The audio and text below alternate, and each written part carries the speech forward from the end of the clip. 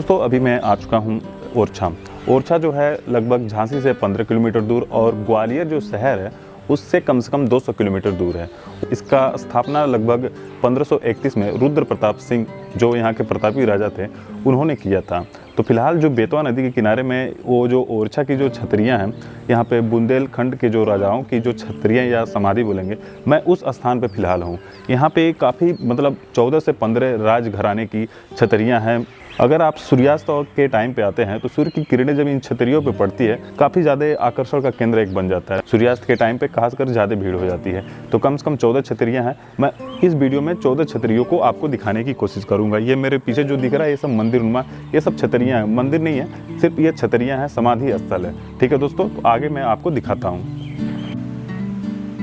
दोस्तों सबसे पहले मैं बता दूं कि ये जो बेतवा नदी है, जो पानी देख रहे हैं काफ़ी निर्मल है। इसका उद्गम स्थल बताया जाता है रायसेन से निकलते हुए बेतवा मध्य और उत्तर भारत की एक नदी है जो यमुना की सहायक नदी बताया जाता है। तो ये फिलहाल झांसी ओरछा से होते हुए भोपाल से होते हुए आगे निकल के बहती है। तो काफ़ी देख रहे हैं, काफ़ी यहाँ का दृश्य काफ़ी अच्छा नज़र आ रहा है।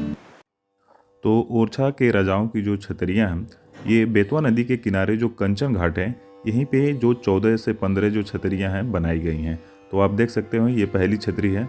ऐसे ही आपको सारी छतरियाँ देखने को मिलेंगी जो भिन्न भिन्न शिल्प कलाओं और आकृतियों और डिजाइनों की बनी हुई हैं।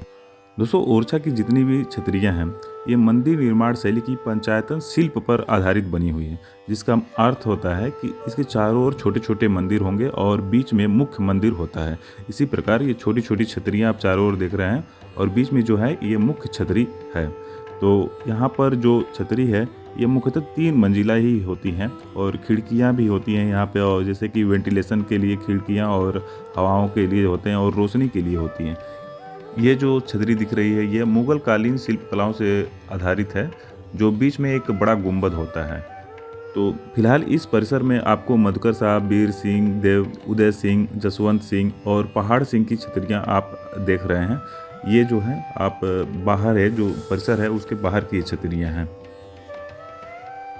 छतरी के ऊपर शिखर बने हुए हैं जिस पे नक्काशी किया गया है। तो यहाँ की सभी छतरी पर सुंदर सजावट किया गया है।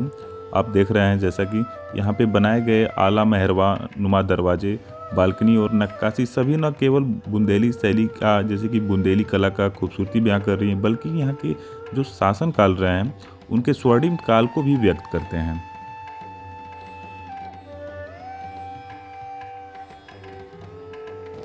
एक बात आपको बता देना चाहता हूँ कि जैसे कि आप ऊपर देख रहे हैं, मुझे यहाँ पे गिद्ध दिखाई दिया। बताया जाता है कि ये गिद्ध भारत में लगभग विलुप्त हो चुके हैं और खुद मैं पहली बार इसको लगभग 20 साल बाद इस गिद्ध को देख रहा हूँ, क्योंकि 1998 की जो बाढ़ आई थी उसमें ये विलुप्त हो चुके थे। तो फिलहाल मध्य प्रदेश आकर मुझे एक फ़ायदा ये हुआ कि मुझे यहाँ पे गिद्धों का दर्शन हो गए, जो भारत में लगभग विलुप्त हो चुके हैं।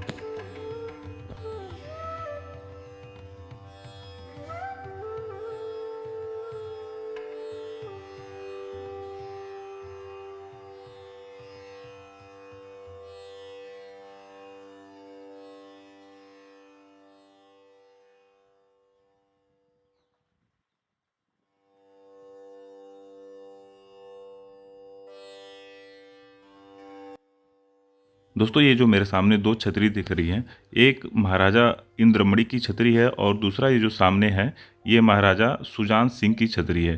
तो इन दोनों छतरियों का निर्माण जैसा कि बताया जाता है 1675 और 1684 के द्वारा किया गया था।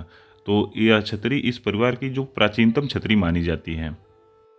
महाराजा सुजान सिंह की जो छतरी है, उनके छोटे भाई जो थे महाराजा इंद्रमणि, 1672 से 1675 ईस्वी में उन्होंने प्रारंभ किया था बनवाना, लेकिन किसी कारणवश रुक गया था।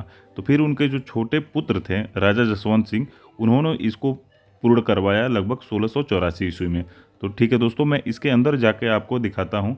जैसे कि आपको पता है यह जो छतरी है यह परिसर की सबसे प्राचीनतम छतरी है, जिसमें बुंदेली छतरी स्थापत्य जो कला है उसको स्पष्ट रूप से इसमें दिखने को मिल रही है।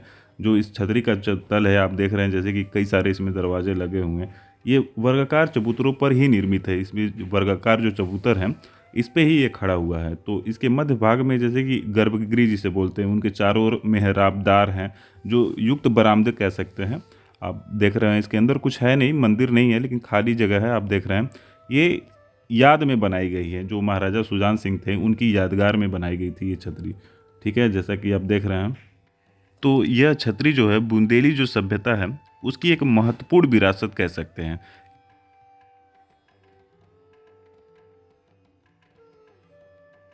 दोस्तों मेरे सामने ये जो छतरी है ये बीर सिंह देव की छतरी है। बीर सिंह देव जो थे काफ़ी बहादुर और पराक्रमी राजा थे, जो इनका शासनकाल 1605 और 1627 ईस्वी तक चला था। ये जो छतरी है लगभग बेतवा नदी के किनारे जो उनके चबूतरे हैं बेतवा नदी के पवित्र जल को छूता हुआ है।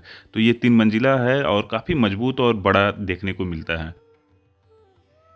बीर सिंह देव का जो शासनकाल रहा बुंदेलों का साम्राज्य का स्वर्णिम शासनकाल या युग माना जाता है। तो इस काल में लगभग बहुत सारे ऐसे महल का निर्माण किया गया, जैसे कि जहांगीर महल, फूलबाग, लक्ष्मी नारायण मंदिर, हमाम और नौबत खान जैसी भव्य इमारतों का भी निर्माण किया गया था। ये जो सामने दिख रहा है यहाँ पे झंडे रंग बिरंग के, जैसे कि कुंभ मेला लगा हुआ है। और तो मैं बता दूं कि ये जो नगली पुलिस सहायता केंद्र भी बना है, ये सब एक मूवी की शूटिंग हुई थी। कल यहाँ पे पता चला कि केडी मूवी की शूटिंग हुई थी जिसमें अभिषेक बच्चन आए थे और उनका पूरा सेटअप था।